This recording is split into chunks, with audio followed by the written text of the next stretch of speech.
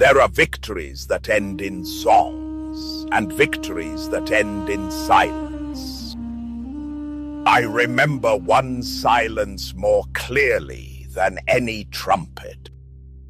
A conqueror seated at a foreign table, his gold shining and meaning nothing.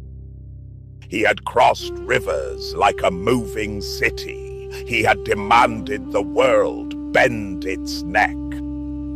And yet that night he ate as a guest in the house of the man he came to destroy.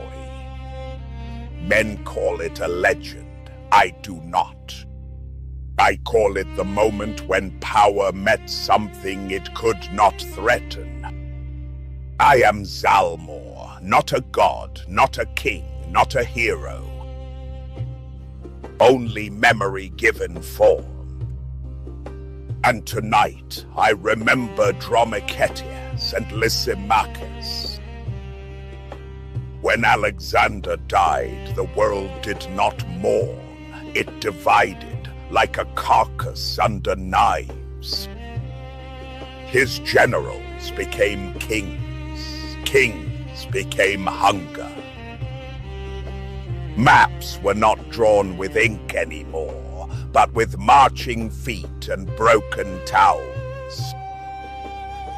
Among them stood Lysimachus, ruler of Thrace.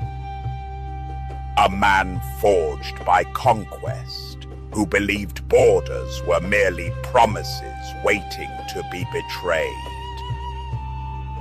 And north of his ambition, there was a land that did not rush to impress him. A land that did not speak in marble, a land that waited. Beyond the great river, the world grew quieter. Forests spoke before men did. Fog moved like thought through the valleys. And the mountains, they watched without blinking. There lived the Getae. They built with wood and earth. They wore wool and leather and measured wealth in grain, horses, and winters survived. Their children learned silence early because silence is how you hear danger coming.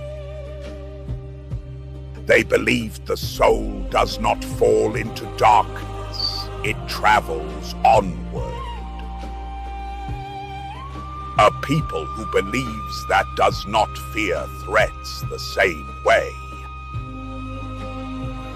In the open plains south of the Carpathian Mountains stood Helis. Not a city of shining stone, but a fortress of palisades and smoke, a wooden crown set upon the earth. Fires lived there, not as luxury, but as necessity. Here elders judged, here warriors listened. Here the tribe remembered what laws truly are, not words on a wall, but agreements written into the life of a people. Helis did not dazzle, it endured. And endurance is a language empires rarely understand. Dromichetes did not rule from distance. He walked among his people, old, steady, dressed like the land itself. A short Getic sword rested in its sheath because he did not need to display fear to command respect. His face carried time like carved wood carries grain. No crown, no gold, only years and restraint. Some kings rule by making men smaller. Dromichetes ruled by making tomorrow larger.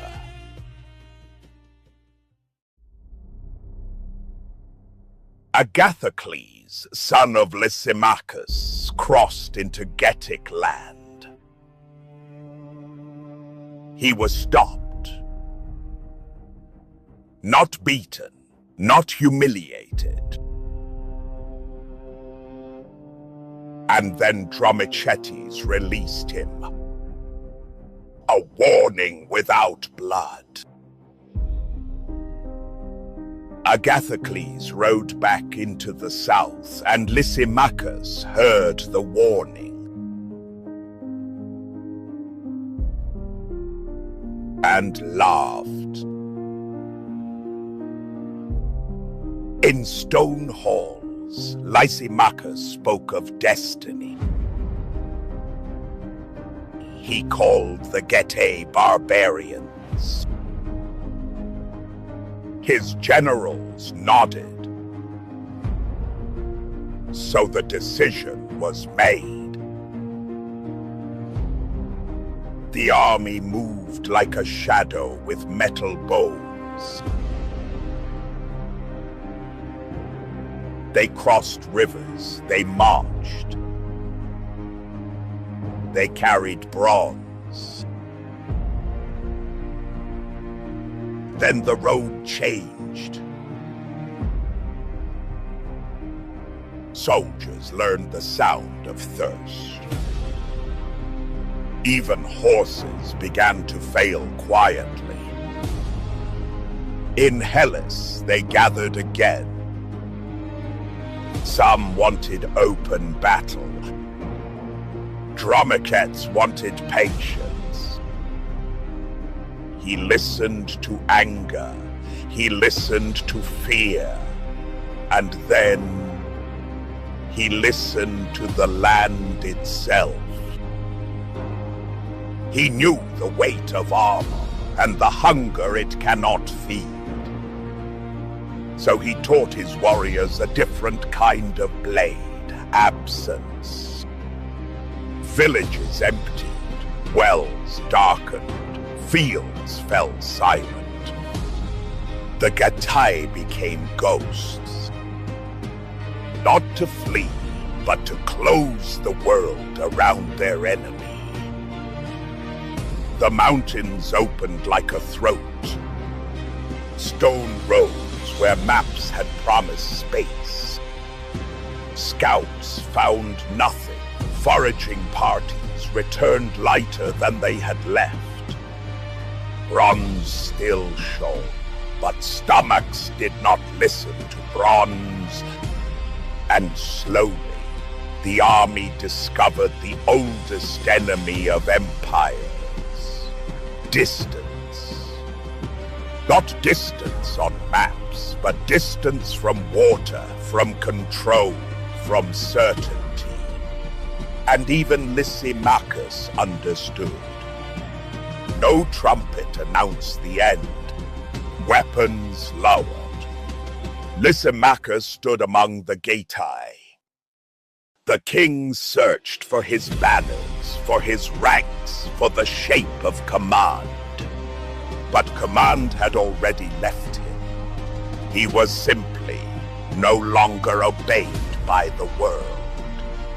The men who guarded him did not speak. They did not need to. Every step answered what victory truly costs. Behind him marched an army that no longer looked like history. Ahead of him waited a king who did not need chains. Gold on one table, wood on the other.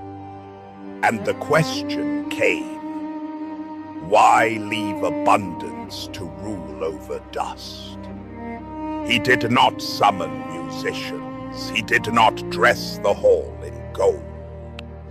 He offered what his people ate and what his people endured.